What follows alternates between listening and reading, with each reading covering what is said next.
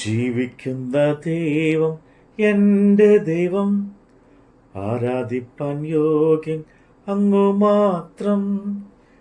ജീവിക്കുന്ന ദൈവം എൻ്റെ ദൈവം, ആരാധിപ്പാൻ യോഗ്യൻ അങ്ങു മാത്രം. അങ്ങൻ സമ്പാദ്യമേ, അങ്ങൻ ആനന്ദമേ, അങ്ങൻ പ്രാണനെ എൻ പരിചയുമേ. അങ്ങൻ സമ്പാദ്യമേ, അങ്ങൻ ആനന്ദമേ, അങ്ങൻ പ്രാണനെ എൻ പരിചയുമേ. ജീവിക്കുന്ന ദൈവം എൻ്റെ ദൈവം, ആരാധിപ്പാൻ യോഗ്യൻ അങ്ങു മാത്രം. അപ്പോസ്തലനായ പൗലോസ് എബ്രായർക്ക് എഴുതിയ ലേഖനം അധ്യായം 2. അതുകൊണ്ട് നാം വല്ലപ്പോഴും ഒഴുകിപ്പോകാതിരിക്കേണ്ടതിന് കേട്ടത് അധികം ശ്രദ്ധയോടെ കരുതിക്കൊള്ളുവാൻ ആവശ്യമായിരുന്നു.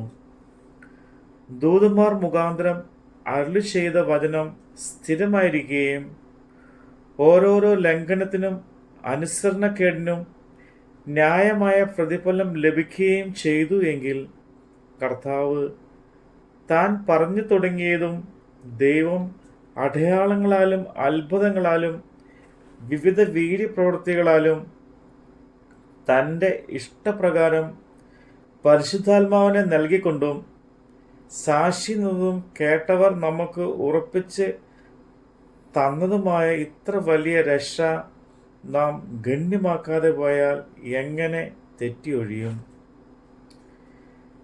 നാം പ്രസ്താവിക്കുന്ന ഭാവി ലോകത്തെ അവൻ ദൂതന്മാർക്കല്ലല്ലോ കീഴ്പ്പെടുത്തിയത്.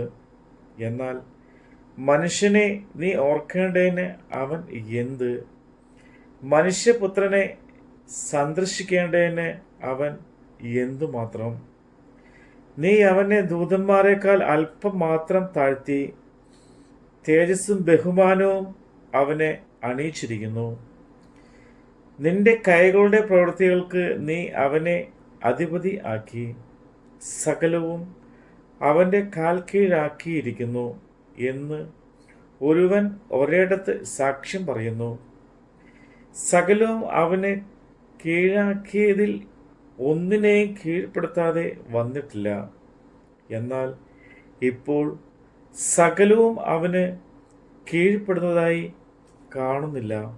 എങ്കിലും ദൈവകൃപയാൽ എല്ലാവർക്കും വേണ്ടി മരണം ആസ്വദിപ്പാൻ ദൂതന്മാരിലും അല്പം ഒരു താഴ്ച വന്നവനായ യേശു മരണം അനുഭവിച്ചതുകൊണ്ട് അവനെ മഹത്വവും ബഹുമാനവും അണിഞ്ഞവനായി നാം കാണുന്നു.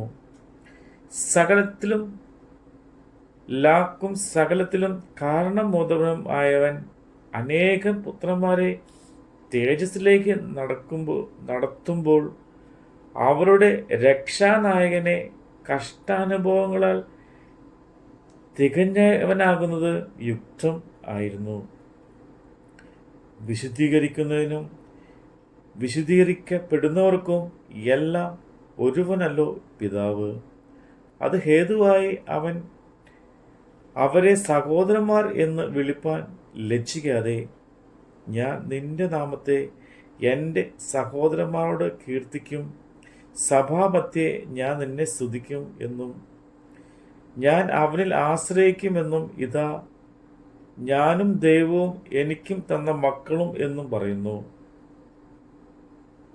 മക്കൾ ജഡരക്തങ്ങളോട് കൂടിയവർ ആകൊണ്ട് അവനും അവരെ പോലെ ജഡരക്തങ്ങളോട് കൂടിയവനായി മരണത്തിൽ അധികാരിയായ പിശാചിനെ തൻ്റെ മരണത്താൽ നീക്കി ജീവപര്യന്തം മരണഭീതിയാൽ അടിമകളായിരിക്കുന്നവരൊക്കെയും വിടുവിച്ചു. ദൂതന്മാരെ സംരക്ഷണ ചെയ്യുവാനല്ല, അബ്രഹാമിൻ്റെ സന്തതിയെ സംരക്ഷണ ചെയ്യുവാനത്രേ അവൻ വന്നത്. അതുകൊണ്ട് ജനത്തിൻ്റെ പാപങ്ങൾക്ക് പ്രായശ്ചിത്തം വരുത്തുവാൻ അവൻ കാരണമുള്ളവനും ദൈവകാര്യത്തിൽ വിശ്വസ്ത മഹാപുരോഹിതനും ആകേണ്ടതിനും സകലതിനും തൻ്റെ സഹോദരന്മാരോട് സദൃശ്യമായി തീരുവാൻ ആവശ്യമായിരുന്നു. താൻ തന്നെ പരീക്ഷിതനായി കഷ്ടമനുഭവിച്ചിരിക്കയാൽ പരീക്ഷിക്കപ്പെടുന്നവർക്ക് സഹായിപ്പാൻ കഴിവുള്ളവൻ ആകുന്നു. നമ്മുടെ കർത്താവിൻ്റെ വചനമാണ് നമ്മൾ കേട്ടത്. ആരാധിപ്പാൻ എനിക്കൊരു ദൈവമുണ്ട്, കൽവറിയിലെ എൻ്റെ പൊന്നുനാഥൻ. ആരാധിപ്പാൻ എനിക്കൊരു ദൈവമുണ്ട്, കൽവറിയിലെ എൻ്റെ പൊന്നുനാഥൻ. അങ്ങൻ സമ്പാദ്യമേ, അങ്ങൻ ആനന്ദമേ, അങ്ങൻ പ്രാണനെ എൻ പരിചയുമേ.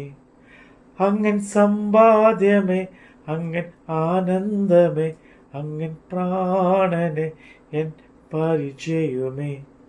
ജീവിക്കുന്ന ദൈവം എൻ്റെ ദൈവം, ആരാധിപ്പാൻ യോഗ്യൻ അങ്ങു മാത്രം.